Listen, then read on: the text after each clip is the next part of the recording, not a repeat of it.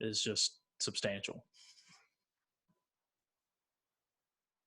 You guys have any questions? We got some skid marks right here that are not favorable. Well, that's what, so you said, like Wes said that he had lost it and you had lost it a couple of, so what happens here at this area to where things go wrong? Too much speed into this corner here, the apex right here? Well, I usually, yeah, great question. I usually don't think it's too much speed necessarily. I think it's usually it's not usually because people are going so fast through here that they just end up carrying too much speed. I think it's usually because people are afraid to add too much steering right here because they're smooth as fast.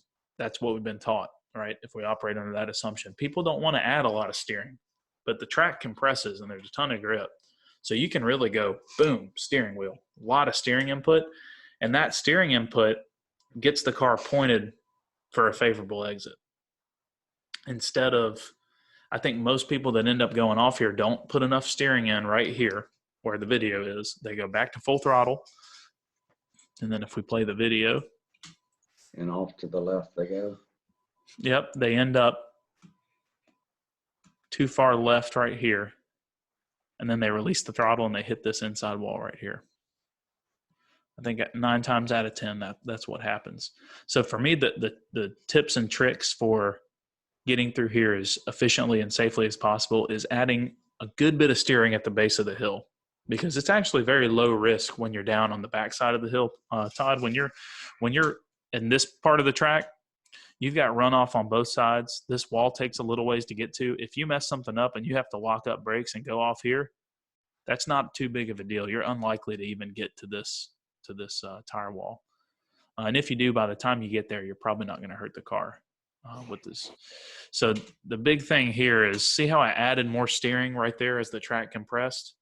Mm-hmm. I find a lot of people don't do that. And instead of pointing this direction, they're kind of pointing where these skid marks are. Gotcha. And they go to throttle and they drive off track left. Drive right off track. Okay. Yeah. Is that similar to what you remember, Wes? Yeah. I mean, it was really early in my time doing anything. And so I wasn't aware of doing stuff like that you could crank so much steering angle in at the base of the hill, which has helped a ton. But then the other thing was just that it's so blind, and getting, visual markers like distance. Like I'm not totally sold on which trees to be looking at, in the distance to try and figure out when you're at, when you're lined up right. But that's helped a little bit, and just in terms of figuring out if your angle's right, just having a better reference point, like over the other side of the hill. Absolutely. Yeah. I think this is one of it's the higher risk corner, and it's the hardest to judge because of the blindness. Turn 4, you have such a solid reference with the tower that you kind of get that muscle memory down of, I'm pointing the car at the tower, I'm steering towards it, I'm on the throttle, I'm good. And here you don't really have that same as established of a reference that's as simple as that. So what I tend to do here, and Wes mentioned the trees, I used to not have a reference at all here, and I think that was forcing me to leave some on the table here. So I actually do look at some trees, and they're hard to see. You can see them better from the driver's position in the car. But you can see this, and I'll make sure I get the right ones before I start marking it up. Let's go a little bit forward. So do you guys see this kind of patch of trees right here? They end. The tree line kind of abruptly ends right here. Mm. That's my reference, and it's hard to see from the angle of this video. In the driver's seat, you're down more, and I'm looking up in the direction of it. And obviously, the lighting is not this impaired in real life. You can see it a lot sooner, purely because it's not out of focus. But if I go back, oops, did I just close it out? Let's see. Click exit. Hold on one second. Let me try that again. Technical difficulties. Okay. So if I go back,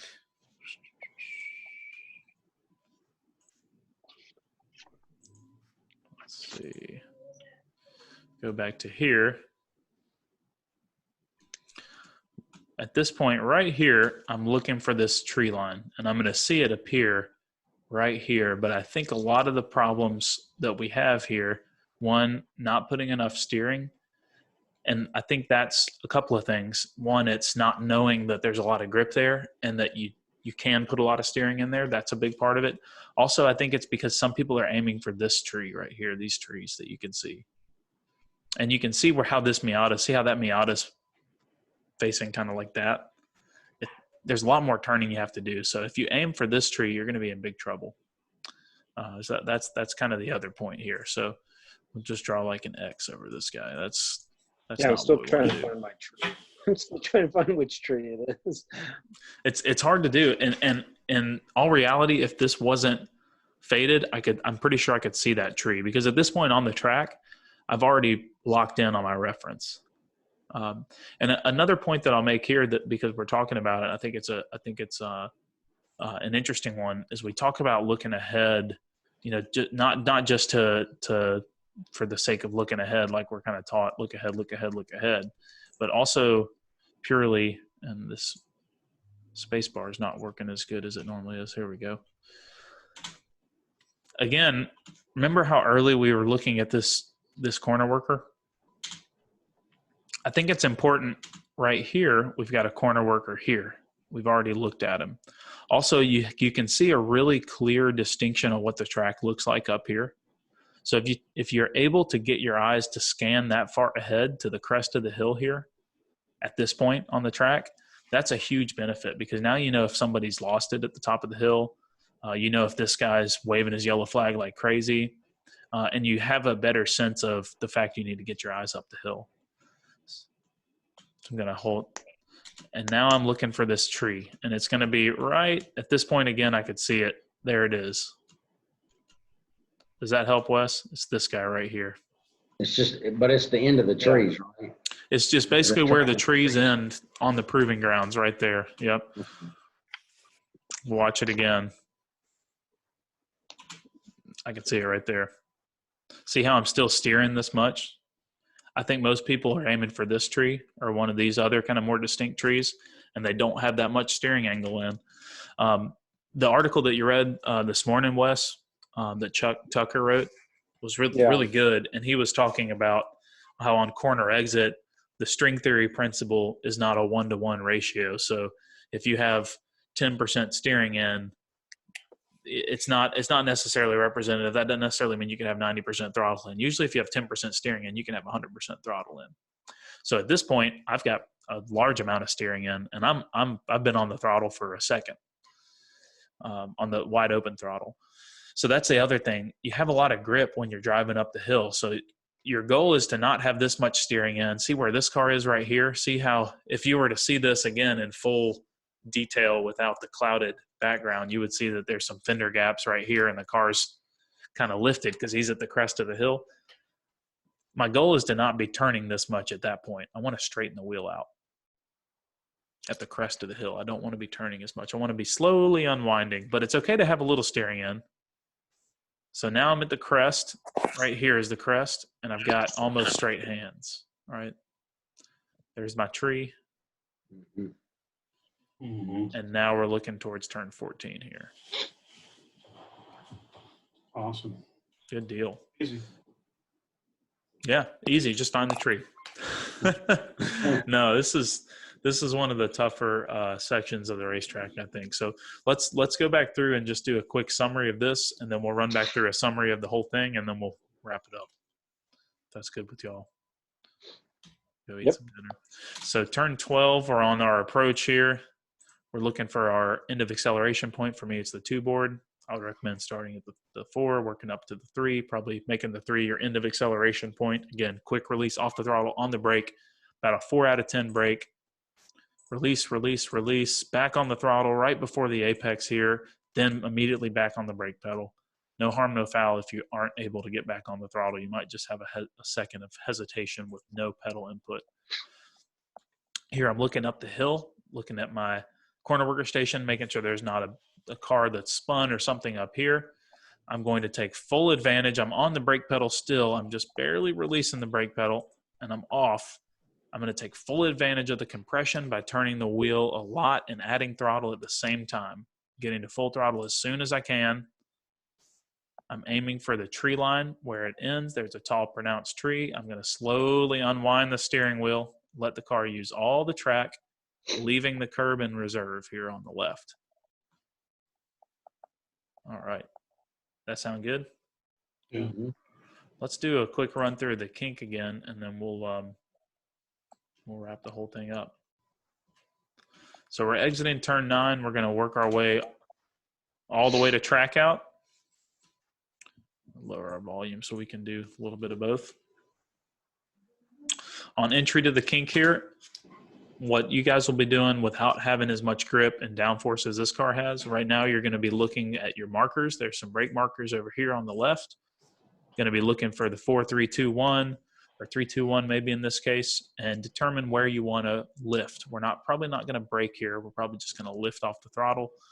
Wes, I don't know how much power your car has. You might want to start with a little brake here initially, well before you turn in, obviously, if your car's got a lot of horsepower. Just to prepare the chassis and not upset anything. So looking for your reference for your speed check on the track right here, and steering track right with as little wheel input as possible. Oops, I kicked the screen off again. There we go. And let me get rid of the arrow. Now we're trying to identify our turn-in point. I can't see because of the video, but it's somewhere using this curb over here on the right side of the track. The end of it is a little bit too late for a turn-in, so back it off a little bit, maybe a car length before the end of the curb is going to be my turn-in point. Going to turn in. Here, I think it's really important to hold the car left. Hold steering input. Don't turn in and then immediately relax your hands.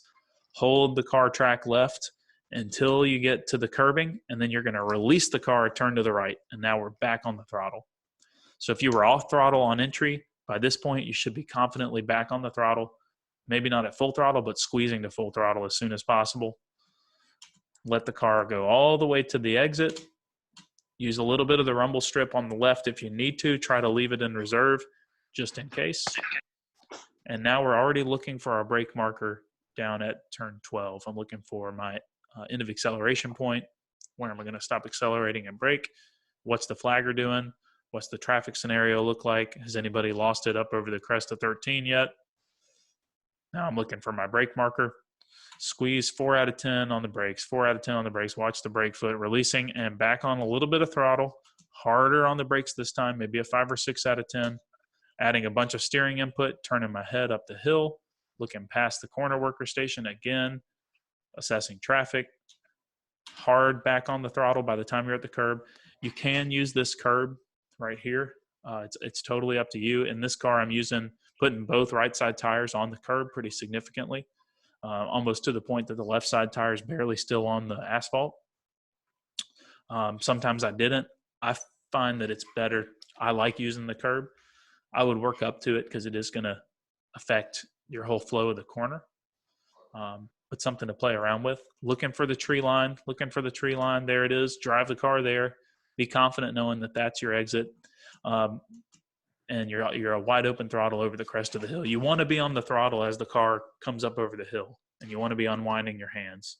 On the throttle and unwinding your hands. That's the most stable state the car can be in. The last thing you want to do is chop off the throttle, release the throttle, and let the car go and let the steering do what it wants to do. You don't want that. You want to ride the whoops on your back tire if you're a motocross person. That's what you want to do here.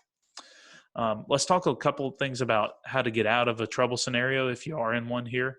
There's not much you can do right as the car crests because you lose grip, and there's walls close on both sides here. So most of the time the reason incidents happen here are because there's not a whole lot of opportunity to escape problems. So the best thing to do here is to immediately look for a yellow flag at the flagger station down here to see if you're going to have to make an evasive maneuver or something once you're up here. If you do carry too much speed in, let's say you get the throttle late here, you don't add that much steering, you got the wrong tree reference, and now you got 2 tires in the dirt right here. classic, same thing we did before. Release throttle slowly, real slowly, and try to keep your hands as open as possible. Try not to add any steering and just ride the left side tires in the dirt up over the hill. Stay track left. You can see though right here, watch how the walls both kind of creep in here. Look how close you've only got 25, 30 feet to this one. And then look how close the wall gets right here. So that's just part of the reason why there's so many issues there, is simply because the wall is so close. So much higher risk, to answer our question before, much higher risk part of the track than the kink on the front side of this kind of discussion. Good deal.